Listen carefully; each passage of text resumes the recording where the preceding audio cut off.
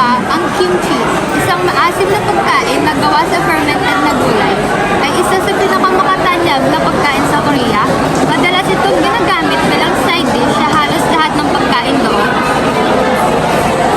Interesting din na maraming Koreano ang naniniwala na ang blood type ay may kaugnayan sa personalidad.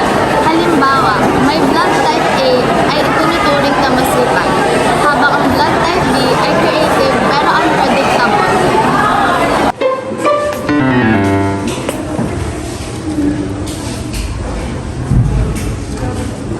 Ngayon, balik tayo sa kwento ang puting tigre. Ang kwento ay nagsisimula sa isang batang lalaki na nais ipaghaganti ang kawalang kanyang ama. Isang mga ngaso na walang matapos subukang huliin na mabangi sa puting tigre sa kabundukan ng Kamgang. Hindi siya nagpatinig sa takot. Nag-ensayo siya ng husto at kaunlanan napatay niya ang tigre.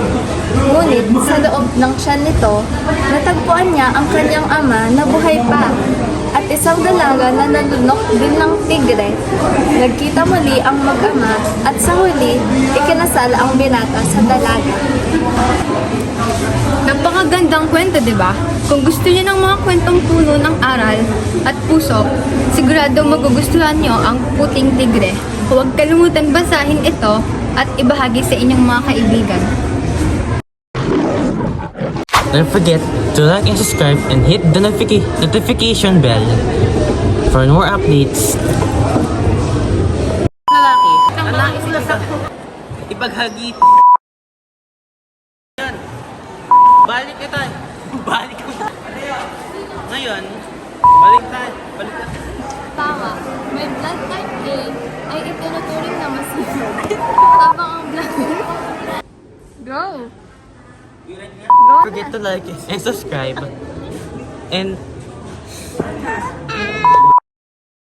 forget to like and subscribe. And ano? Hit the notification.